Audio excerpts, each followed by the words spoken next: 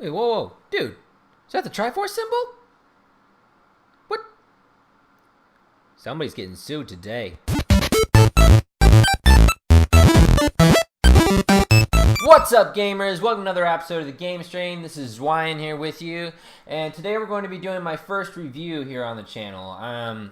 So some things might change with the format. I'm still kind of working out some of those things, but if you like the way that this review goes, and you have another game that you'd like to see me review, just leave a comment down below, and I'll definitely try and give that a see what I can do. But without further ado, let's go ahead and get into the review of Aragami by Lince Studios.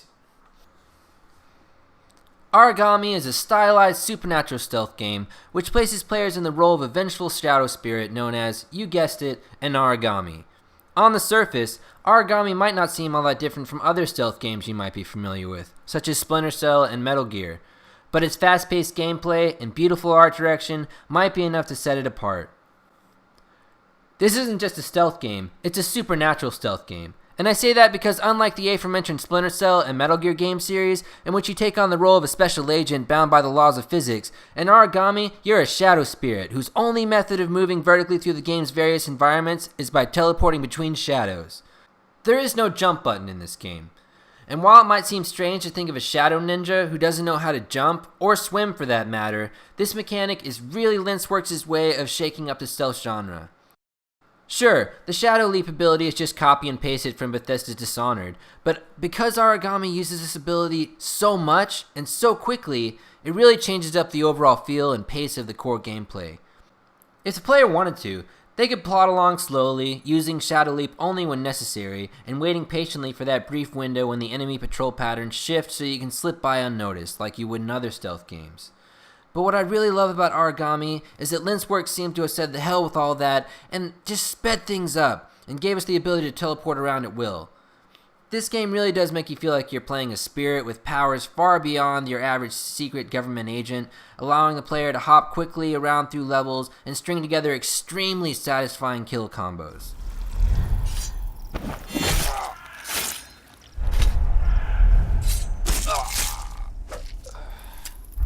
While it could be argued that the ability to teleport around constantly, coupled with the ability to create your own shadows for you to teleport to, might make the gameplay a bit too easy, or cast it out of the stealth genre altogether.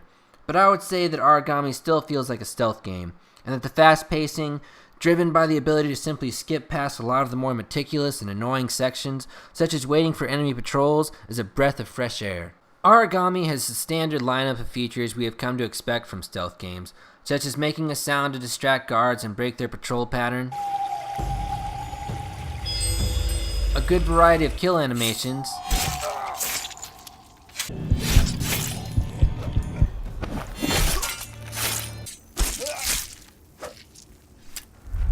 a skill tree that you can level up as you go through the game's campaign,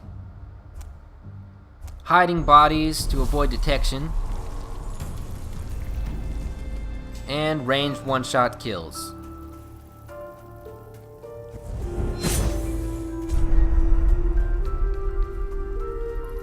Both Aragami's fast-paced gameplay aside, it's really this game's art direction that makes it shine.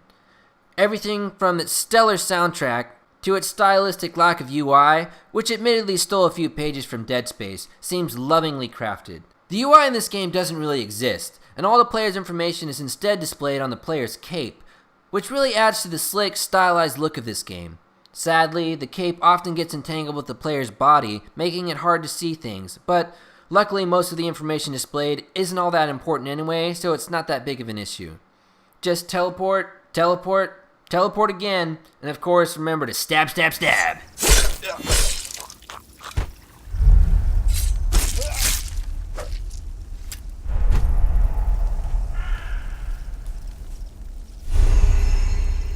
The game's story plays out through a combination of lackluster in-game cinematics with prompting dialogue boxes and then some well-drawn slideshow scenes sprinkled in here and there.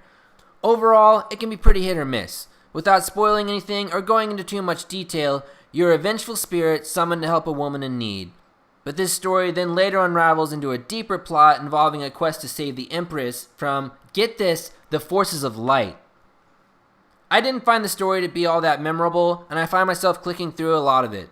But The game also gives you an achievement called I Don't Care the first time you skip the story cutscene, so I think even the developers would agree that we aren't really here for the story. Aragami's lengthy campaign takes the player through a number of varied locations and can also be played in co-op online multiplayer. Unfortunately, I didn't really get a chance to play any of the co-op mode before putting this review together, but I did watch some footage and it looks like a welcome addition. All in all, I would say this game is most certainly worth the price of admission, but it fails to be unique enough for me to say that it's a must-have, especially if you've played other stealth games in the past. But if you're a fan of the stealth genre in general and know what you're getting into, Aragami can be a lot of fun, and you can get a lot of hours out of it. It's incredibly satisfying to chain multiple kills together while you zip about at supernatural speed. And plus, the art director for this game deserves a standing ovation. Seriously, this game left a really strong impression on me, and I think it will on you too. I give this game an 8 out of 10.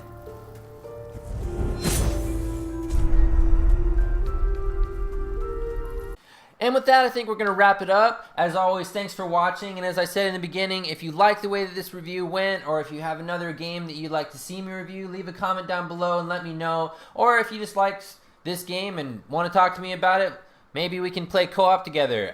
Leave a comment down below. Maybe we can get together and play some games. Otherwise, we're going to be doing these videos every Monday and Thursday, as I've said before. So we're going to see you on Monday here on the Game Stream.